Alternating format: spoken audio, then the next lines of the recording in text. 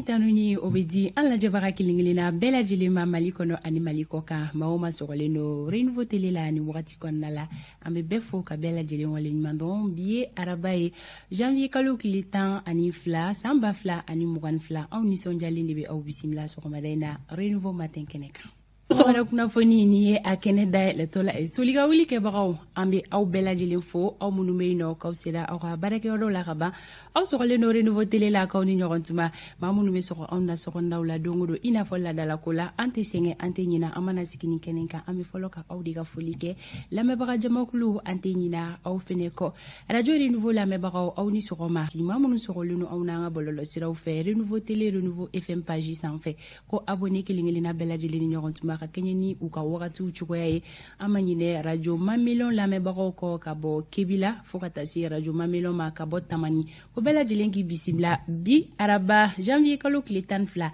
Renouveau sɔgɔmada kunnafoni ale kɛnɛ kan bi sɔgɔmada in na fɛnɛ i n'a fɔ dɔw la kunnafoni sanuman caman de bɛ an bolokɔrɔ k'a lase aw ma min b'a to aw kelen-kelenna ka kunnasiri o ka ban pewu kunnafoniya ko na sira fɛ a ye aw bisimila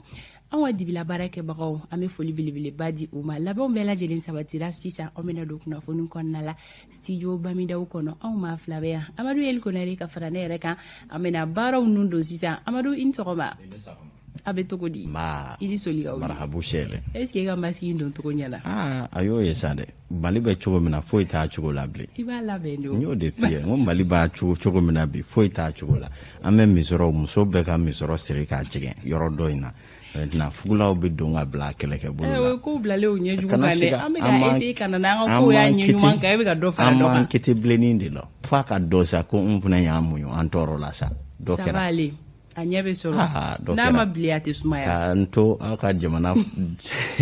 politikimɔgɔw bolilen ka t'u da wali jamana kan olu de bɛ ka lɛtiri fu ci ka jamana curo kɔ kan ye a ɲɛnabɔ man di tan dɛ n'a ma wuli k'an jɔ parce que ka boli ka bɔ i ka wali jamana kan ka t'i da jamana wɛrɛ kan ko ma nɔgɔn dɛ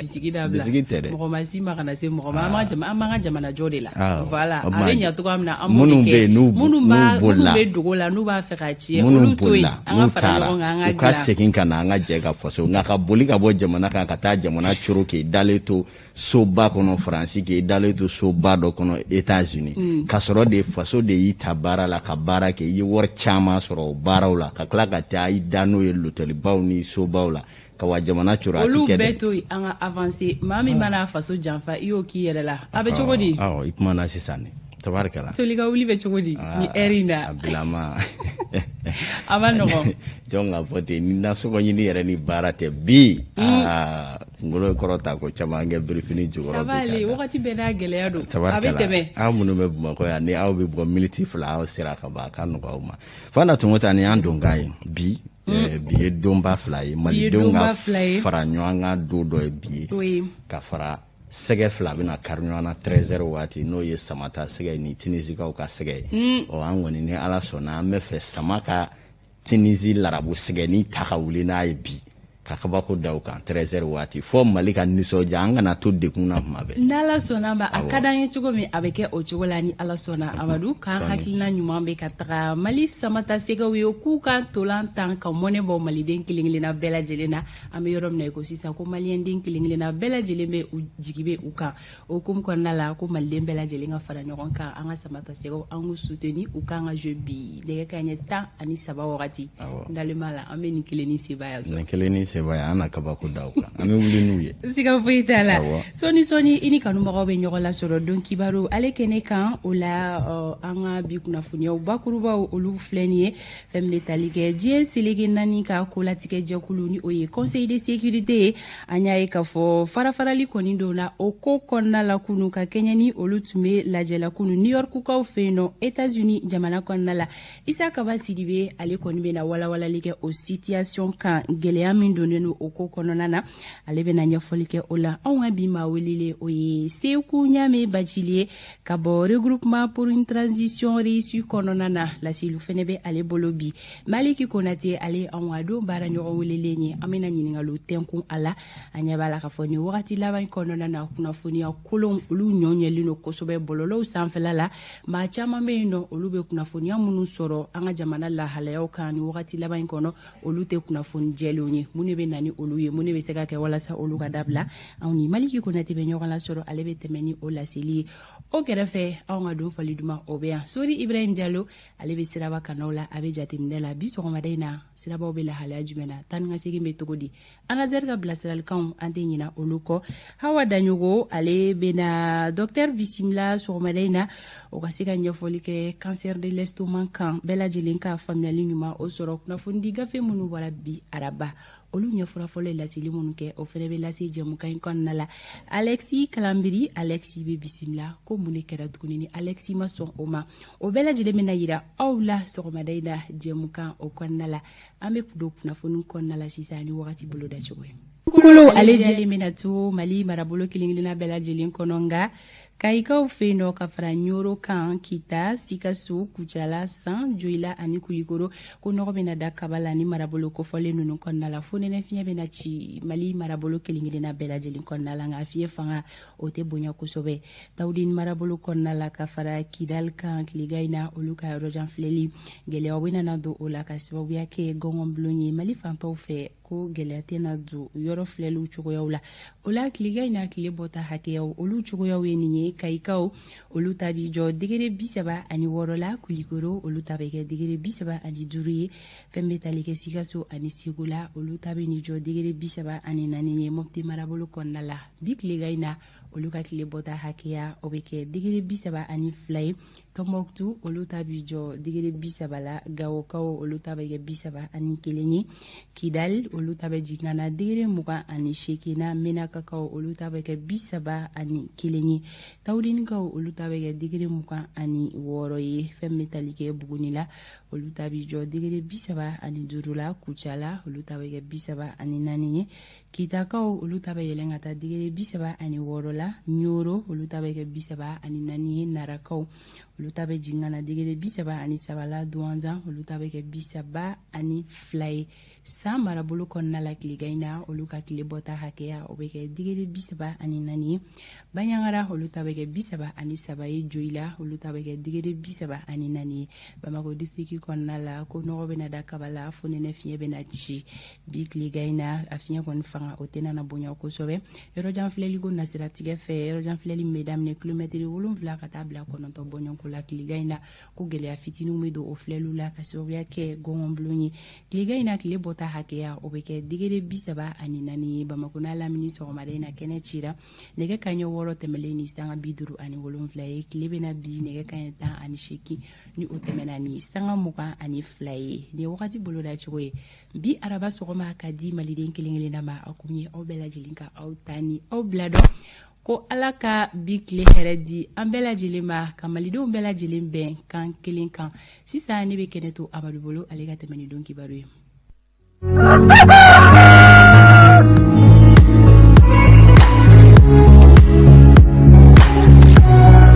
ne kanɲɛ 7 sanga 29 Amadu misira di ma tabarikala o diyara n ye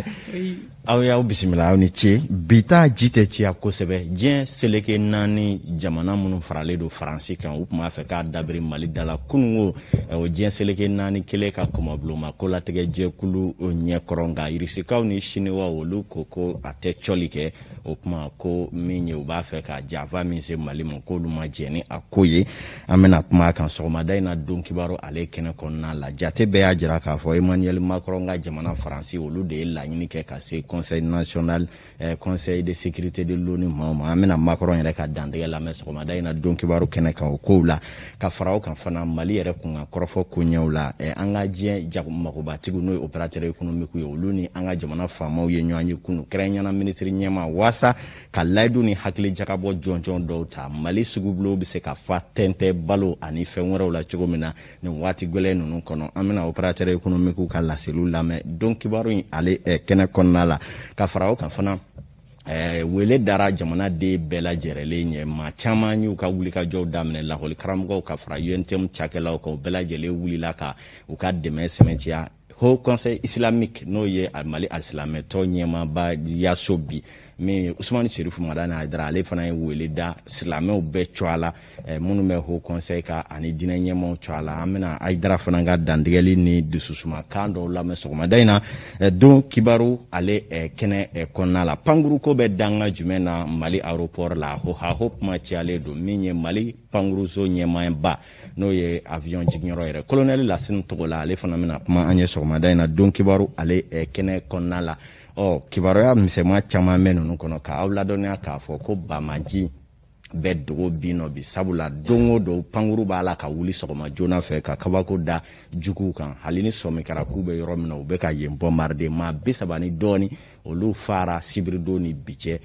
sigakɛli yɔrɔ minnu na ta donna yen na o kuma Bamaji bɛ yɛrɛ ɲini na kungodaw ni kuluwow ni ɲɔgɔn cɛ bi an bɛna diripa ni o ye sɔrɔdasiw yɛrɛ ka kibaruya di sobaw ɲɛmaw ye minnu fɔ an ye colonel Suleman Danbɛlɛ an bɛna o hakilinaw di sɔgɔmada in na don kibaru kɛnɛ kɔnɔna la an sigi k'a ye nin ye bi sɔgɔmada in na kokura k'a fɔ ni Ala ni kira sɔnn'a ma bi ye Mali nisɔndiya don dɔ ye a y'aw bisimila.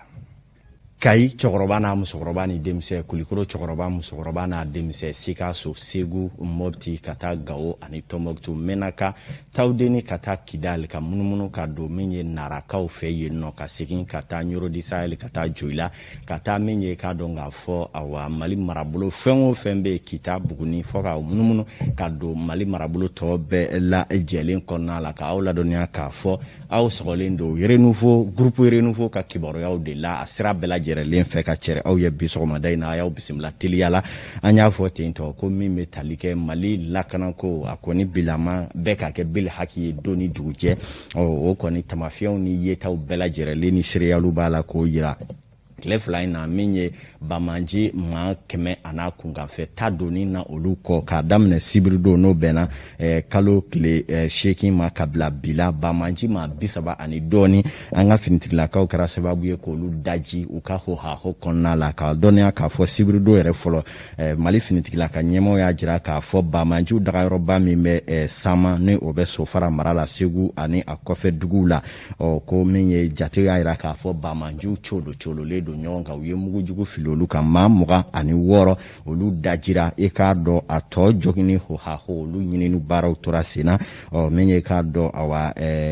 karido ankɔrɔ waati min na CEDEAO bɛ a ka ɲɔgɔn ye sɔri la waati kelen la Sikaso mara la kɛrɛnkɛrɛnnen ɲana min ye yɔrɔ minnu bɛ n'o ye Zandigila ani Zandigila Kabale ka taa se olu dafɛ dugu ma sosali fana kɛra ye ka mugujugu fili ka taa don yenkaw la ka Bamajiw ka minɛ ni dagayɔrɔ caman an filenkolon ci ni k'a da kolon ci min ye ntɛnɛn n'o yɛrɛ min bɛna kalo tile 10 ma fana k'aw ladɔnniya k'a fɔ yɔrɔ mun bɛ yen ni o ye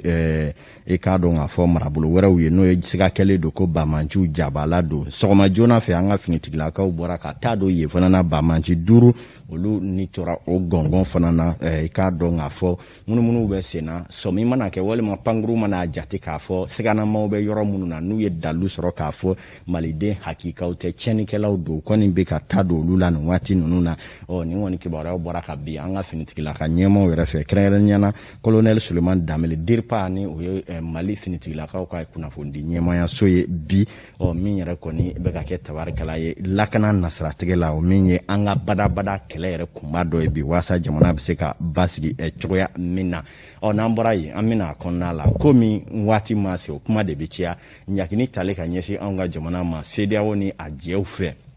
i k'a dɔn k'a fɔ bi an y'a fɔ kunungo diɲɛ seleke 4 kolatigɛ jɛkulu Conseil de sécurité de l'ONU olu tun ye jɛrɛ kɛrɛnkɛrɛnnen dɔ kɛ jɛrɛ min bɛ yen ni a laɲiniba dɔ tun kɛra Faransi ni a jɛw fɛ jango kuma fɛ diɲɛ seleke 4 jamana kuru kara bɛɛ lajɛlen ka jɛ CEDEAO ni UEMOA ye ɲakili min ta diɲɛ maa ka tugu ko bɛɛ ka kumakan kɛ kelen ye Mali juguya la u taara sigi a kɛnɛ kan ŋaniya ɲuman tigi n'a juguman bɛɛ ŋaniya ni bɛɛ bolo ja yira kɛnɛ kan sabula min bɛ tali kɛ Rusikaw olu ni Chine jamana olu minnu yɛrɛ ye niyɔrɔbatigiw ye diɲɛ kolatigɛ jɛkulu ka kumafɔyɔrɔ la olu kɔni ye bankari boloda k'a yira k'a fɔ Mali be cogoya min na dengrene bamanji kule ni diɲɛ yɛrɛ kuru kara tiɲɛni kɛ jɛkulu minnu b'a la k'u ɲɛsin Mali ma bi k'a fɔ ko diɲɛ jamanaw ka fara olu kan ka Mali to o juguw bolo ko olu tɛna jɛn ni o ye cogo si la k'u b'a ɲini ko in ka lajɛ ni hakili ye bɛɛ lajɛlen kana a kɛ min ka d'an ye an b'o kɛ Mali la o ye baara in gɛlɛya kosɛbɛ sabula laɲini min tun bɛ Faransi n'a jɛw bolo paraw bilalen o kɔrɔ fɔlɔ yanni waati nataw o kɔnɔna cɛ Emmanuel Macron a y'a sɛmɛntiya k'a fɔ UEMOA ani CEDEAO ye hakilina min ta Mali juguya la olu Faransikaw bɛ o dɛmɛ bi u b'o dɛmɛ sini a yɛrɛ y'o kumakan min fɔ seconde fila an k'a lajɛ. Dimanche dernier, et l'UEMOA et la CEDEAO ont donné une position très claire et ferme, avec des sanctions inédites pour un pays de la région, qui marque la condamnation profonde des dérives de la junte militaire que la France avait à plusieurs reprises, comme vous le savez, dénoncé, et d'un non-respect absolu de toutes les conditions qui avaient été émises dès le mois d'août 2020. Nous soutenons cette position de l'UEMOA et de la CEDEAO. Emmanuel Macron ko hakilina min tara CEDEAO ni UEMOA fɛ ko olu Faransikaw b'o sɛbɛkɔrɔ senkɔrɔ dɔ bi wa ko jara olu ye o bɛnna olu ma kosɛbɛ nin ye Faransikaw ka kuma ye minnu kɔnɔna k'a dɔn k'a fɔ Faransi bolo ja yelen don ko ninnu kɔnɔna la kosɛbɛ min ye nin bɛɛ kɔfɛ Mali yɛrɛ kan ka mun kɛ ɲakili bere mana sigi jamana ka jɔrɔ bɛ kɛ fɛn min na o ye sanni feere minɛn minnu bɛ bɔ kɛnɛma ka don Mali kɔnɔna la olu koɲɛw bɛ kisa jumɛn na hakilina jiginna Mali jamana faamaw tun ye an ka malo dɔw ni balo dɔw bɔli jɔ kabi waati jan mun bɛ k'a to balo caman bɛ Mali kɔnɔ nin waati na nka a mana kɛ cogo o cogo ɲakili in kɔnɔna la wulikajɔ ni fɛɛrɛ jumɛn talen don an ka jamana faamaw fɛ o kama minisiri ɲɛmaa Dr Choguel Kokala Mayiga ale ni an ka diɲɛ magobatigi ni sɔrɔ bosobaw opérateur économique olu ye sigi dɔ kɛ kunungo sigi min na diɲɛ magobatigi fɛn o fɛn bɛ a hakili bɛ a maaba fɛn o fɛn na n'o ye jura ye jamana in kɔnɔ n'olu bɛ na ni minɛ belebele dasi jamana kɔnɔ u n'olu ka ɲɔgɔn ye a kɛnɛ kan na u bɛɛ lajɛlen ye jigisigi kuma caman fɔ kɛnɛ kan k'a fɔ ni Ala sɔnna ma maaw ɲɛna ko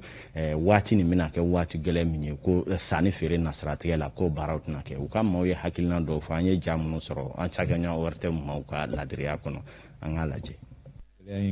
Kuma fɔra an ye ɲɔgɔn ye minɛn minnu bɛ mɔgɔw bolo bi commerçant bolo bi vraiment k'a fɔ ko hakilisigi ko don fo ka taa wagati dɔ se vraiment k'a fɔ ko minɛn bɛ gɛlɛya ou bien minɛn bɛ dɛsɛ ou bien minɛn prix bɛ yɛlɛ ni Ala sɔnna o tɛna kɛ an bɛ o kunnafoni di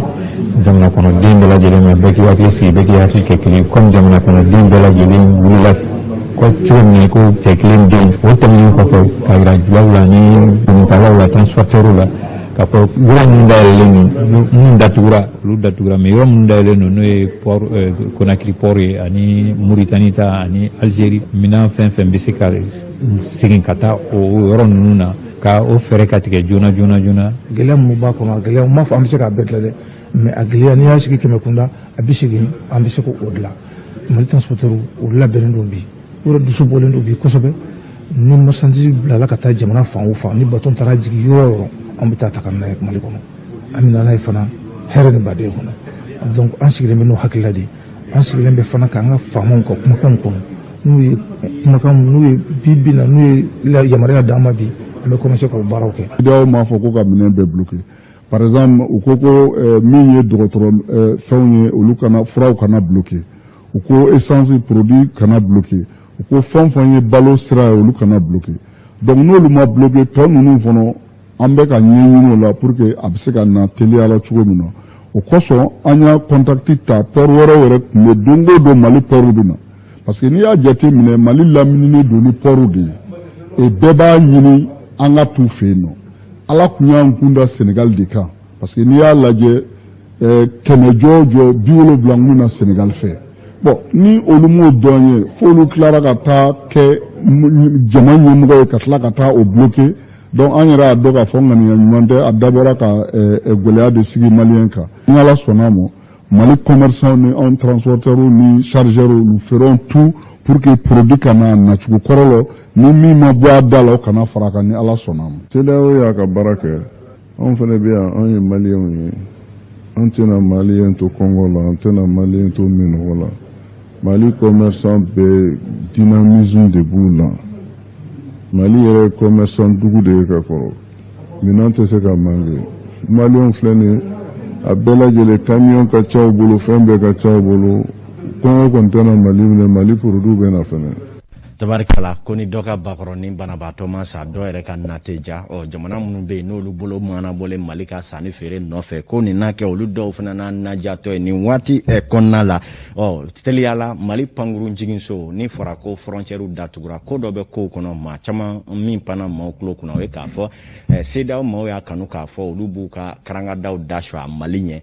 Mali fana y'a kanu k'a fɔ a b'a ta dasɔ hali ni olu ye pankuru dɔ hohaho ka bɔ Mali fana ko maa ti don an ka jamana kɔnɔ ni an fana ka yamaruya kɔni tɛ ko fana kɛlen don gɛlɛyaba ye an kɛrɛfɛ jamana dɔw ma kosɛbɛ minnu yɛrɛ la wulikɛlen don jamana ɲɛma dɔw yɛrɛ kɔ an y'a kibaruyaw sɔrɔ Senegalikaw fɛ bi dusuma kasaya fanga ka bon kosɛbɛ olu dɔw yɛrɛ ka mɛn ko Macky Sall t'a mɛn dugu t'a la o kuma ko n'o seginna u ka dusuma kasaya na jira o la Burkinakaw fɛ an ye kibaruya sɔrɔ ko maa dɔw minɛna n'o ye Surasi jalatigi lieutenant colonel dɔw ye k'olu tun bɛna coup d'état kɛ u ka jamana kuntigi la ko kɔni hohaho ciyalen don kosɛbɛ nin waati na CEDEAO jamana kɔnɔ a dun ma daminɛ fɔlɔ k'aw ladonna k'a fɔ pankuru jiginko bɛ kisa jumɛn na ɲɔgɔn faamuyabaliya jumɛn b'a la CEDEAO jamanaw la pankuru bɛ na u bɛ munumunu sira minnu fɛ la an ye kibaruya dɔw sɔrɔ i k'a dɔn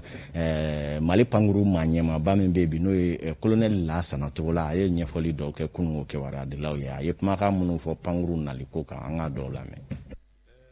O bɛ kuma caman fɔ k'a sɔrɔ olu tɛ tiɲɛ ye